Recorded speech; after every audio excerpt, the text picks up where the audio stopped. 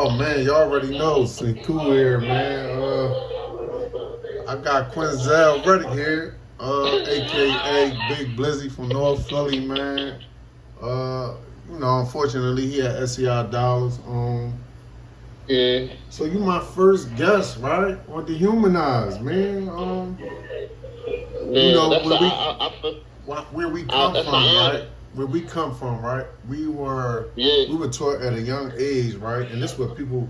I need the people outside our communities to understand that we were taught at a young age, right, to be men before our time. So we was always told like, go get what you need to do, get out in the streets, get the money to take care of your family. But it's two things gonna happen to you: you gonna end up in jail or dead. You know what I'm saying? That's a Right. dehumanized culture from the rip. So then when you go to prison, your mindset is they want you to take you out of being human, being a person anymore. You just given a number, and that's who you gonna be until the day you leave the jail. So I Right. want to ask you, right? First of all, how long you been down? Going on 15 years. Mm. So how old were you when you fell? Going. I was 20. I fell when I was 20, like 10 days or 9 days before my 21st birthday. Mm. I'm 35 now. Wow. How does Yeah, it feel, right, to lose all of your 20s and now halfway through your 30s in prison?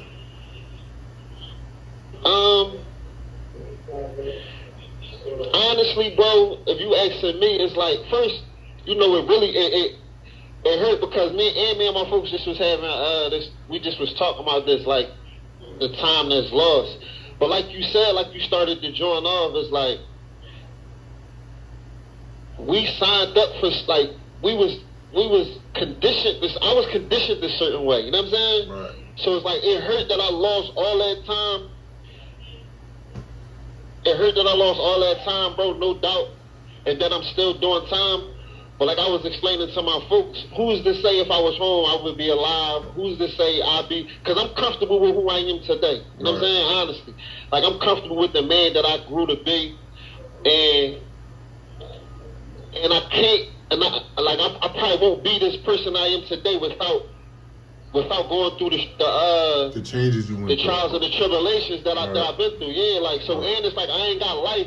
So I'm popping out, you know what I'm saying? And like I said, I'm super sturdy, I'm super comfortable with who I am today. Yeah. So it's like, and when you in the streets, you gotta understand, like when you in the streets, like this the other half of the streets. You know what I'm saying? Like when you really deep into that street life, that street culture, this the other half to this shit. So you can't complain, you can't cry about it. Yeah. You know what I'm saying? Hopefully you make it out. Hopefully you don't come in these situations, because there's a lot of men that did, and I salute them. But if you did, hopefully you make it out, and then once you make it out, hopefully you learn from this situation. You know what I'm saying? So let me ask you this, right?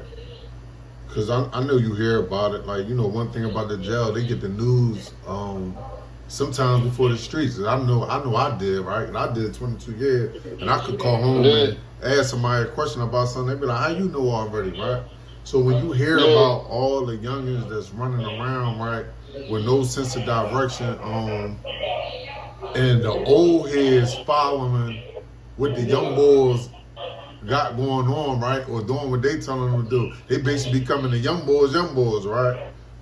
What do you think about that though, like? Because, like you said, the old heads that's following the young boys, they not the sturdy old heads. You know what I'm saying? The sturdy, because it wouldn't be that way. So, and the young boys is sturdy. So the ones that they are following is more sturdier than them. Wow. So it's not really your age thing. It's a characteristic thing. Right. And it's leadership. You know what I'm saying? It's characteristic in its leadership. Now when I see the young boys like running wild and all that, I wrote a book, Untreated Trauma, Generational Curse. Oh yeah, we gotta get into that. Yeah. Yeah, they gotta get into that Untreated Trauma, Generational Curse. So, but I automatically qualify that, like the untreated trauma is the reason why the young boys is how they is today. Right, like no one's talking to them. Nobody talking to them about the things that they went through. Yeah. Exactly, about things that they went through, because it's like I'm in this joint, right? Like a lot of us, is in here for murders and shit like that. If we innocent or not, a lot of dudes overturning their sentences. I'm still trying to overturn mine and shit like that. But, and I lost my brother. That's what my book is about. My brother Sharon. Right. Rest in peace to Sharon. Ron Dance. He got killed by a cop.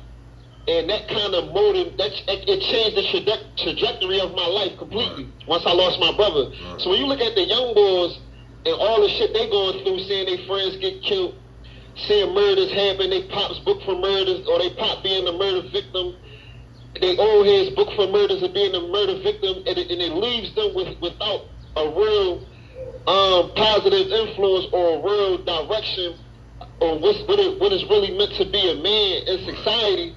Other than the streets, they just going on their own because the old head's not really out there to give them the game. And like I said before, like when you first asked me the question, the old heads that are out there, they're not the sturdy ones. A lot of the sturdy ones dead or in jail. And I mean, you do got some young boys that's under some sturdy old heads, and you gotta salute them. So, what about when they come inside the prisons, right? How do you view them when they come in? Like, do you like ignore them like they ain't nobody, or do you try to pull up on them and talk to them and get an understanding of their mindsets? No, because they doing some time.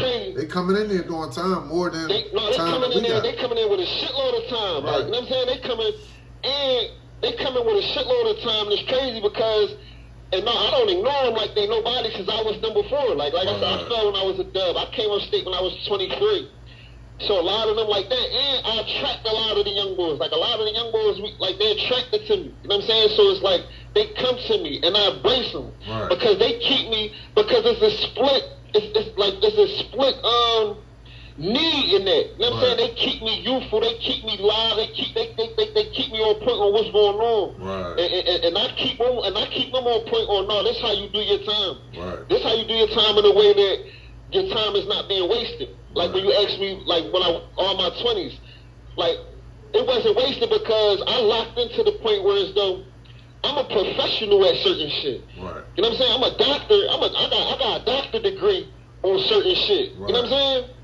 Like when it comes to human psychology and understanding certain, because I locked in the time that I was doing. I locked in and I studied certain shit to a point where as though I mastered it. Right. So I got master degrees on certain shit. So I be giving the young boys the game on that, and they give me the game on what's going on. But when I do look at them, a lot of them come in with so much time, and they just get high. You know what I mean? They think they can get high for their whole bid. They get addicted to the deuce, to the subs, the master, the pain. So do you think that they using that to not deal with the reality situation? Absolutely. Because some of them be high when they be committing these crimes out here, and they be shooting and stuff like that. Like they get high because people think that these young boys just they don't care. Don't think that they ain't got no fear in them when they doing this shit, because at the end of the day, whatever mission they go on, they know they may not come back. Sometimes they gotta get high to numb themselves to what they're about to go do, right? But most of these young boys, man, lost all of their friends before they turned 25. And that's deep. Like that's deep. So you gotta understand what that do to a person's self-esteem. Right. How they value their own life.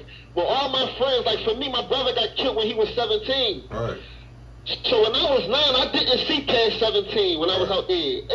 Once I was 18, I was like, it was alhamdulillah. Because the person that I looked up to the most died when he was only a kid. Right. So I didn't see myself living past that age. And it's a lot of them young boys, and you don't care. You know what I'm saying? So it's a lot of them young boys when they best friends die when they 17, 15, and shit like that, and they name their gangs after them. You know what I mean? Yeah. So they self-esteem, they don't value their lives, and the value that they have or they place on their lives is not. It's not high. They don't have a high bar. Yeah. It's not high, and it's not beneficial for themselves or society. You know what I'm saying? Like, because there's a lot going on out there that they missing out on. You know what I'm saying? Like, once you out there, you know what I mean? But you, like I said, once you in it, you in it, man. So I understand them on that, like, you know what I mean? Yeah, I wanna salute you, right, for taking a grasp and a hold of who you are as an individual, right? I met you at SCI Monohoy, man, and you wasn't like this young wildcat or like your average young guy, man. Like, You was like focused, man. You always was on your business, always wanted to get stuff done, always trying to figure out how to do stuff outside of the prisons. And I carried the torch of being like the first person at SAI Monterey during the time of the people that did time with me, being a person to create a business in jail, right? And writing books and stuff like that, and helping other people achieve goals, right? And you wrote a book about the laws that you took, and how you didn't really deal with it. So, you moving forward in your life and trying to figure out how to maintain, stay out there while dealing with all of this. So it all be suppressed. You don't really deal with it until you sitting down somewhere and really got to think about it, right? And we had a conversation before about how we expect it from the women, but the men look at us as jail niggas and not niggas in jail. You understand what I'm saying? Like you just a jail nigga. Like, in closing, explain to the people, like, why is that offensive for a person to call you a jail nigga? First of all, that term started from the women. Right. I think. And I hate it because you got street niggas literally calling niggas in jail niggas, right? And I hate that shit, bro. Like, I hate that shit. This shit's so real, bro. Some young boy, he came in jail, and he like, man, y'all jail niggas. I'm like, youngin', you and this motherfucker with us, what the fuck is you talking about?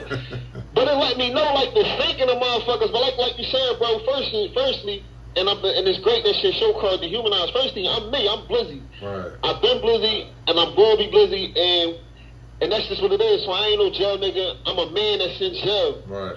I think it started with the women, but that term is If women use it as a person coming home from jail, that's what they use it as, or a nigga running his game from prison. That's where it came from. Well, why would a man call another man a jail nigga though? Where'd that come from? Cause he a goofy, and he following what the women doing. Yeah. You know what I'm saying? Yeah. Like, Well, they is running the world out here.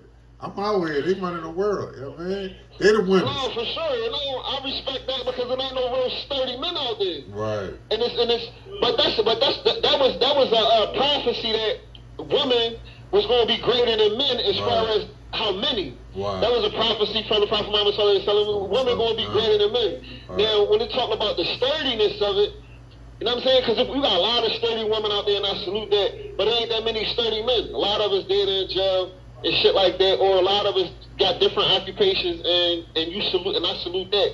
But as far as that term, I hate that term. Like, I hate the jail nigga term. I hate that shit with a passion. Right. You know what I'm saying? I ain't no jail nigga. I'm super sturdy. Yeah. I was a street nigga. If anything, I was a street nigga, and it's just a part of it. You know what I'm saying? So what you and got? I don't care like this jail nigga. I ain't calling home for no cable money and no honey bun money. I got honey it out. You you figuring it out. Yeah. So what would you like to tell the people in closing about Blizzy, and what's your mission moving forward?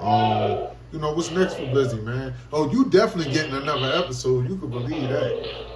No, for sure. And I want to thank you too. I need the people to understand this. I want to thank you too. You called me one day. I asked you. I said, damn, they out here, they doing the challenge, the Proud of Me challenge, the Meek Mill Friday challenge.